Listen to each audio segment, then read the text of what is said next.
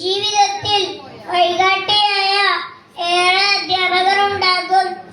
ഒരു ദീപശിഖ പോലെ ജ്വലിച്ച് മറ്റുള്ളവർക്ക് പ്രകാശം ചൊരിയുന്നവരുമായ അധ്യാപകർ. എനിക്കിഷ്ടപ്പെട്ട അധ്യാപികയെ കുറിച്ച് പറയുമ്പോൾ നല്ല വ്യക്തിത്വം, പെരുമാറ്റം, സംസ്കാരം, മൂല്യബോധം, ഉണർവ് എന്നിവയെല്ലാം ഒത്തുചേർന്ന ഒരു അധ്യാപികയെ കുറിച്ചാണ് പറയാനുണ്ടാവുക.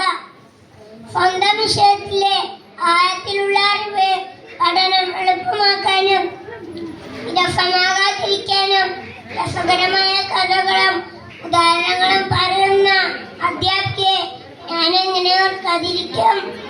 എന്നെ പോലുള്ള വിദ്യാർത്ഥികൾക്ക് നല്ല വഴികാട്ടിയാണ് അവർ.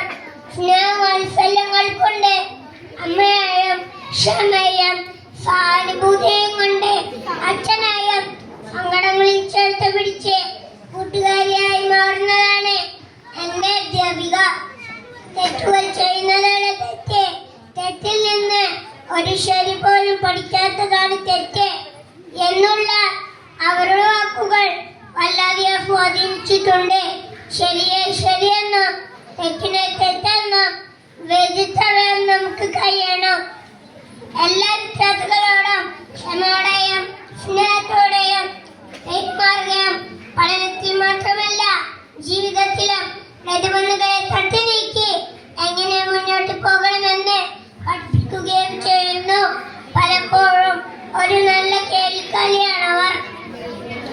ഞങ്ങളുടെ വാദത്തോടുള്ള സംശയങ്ങൾ കേൾക്കുകയും അഭിപ്രായങ്ങൾ മാനിക്കുകയും ചെയ്യുന്ന അവർ സഹപാഠികളോടും സഹജീവികളോടും എങ്ങനെ പെരുമാറണമെന്ന് പറഞ്ഞു തരാറുണ്ട്.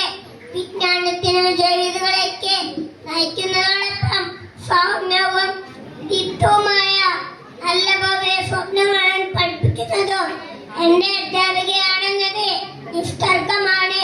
കുട്ടികളുടെ ആവശ്യങ്ങൾ അറിഞ്ഞ് അവരെ നയിക്കുകയും പ്രത്യേക പരിഗണന അറിയിക്കുന്ന കുട്ടികളുടെ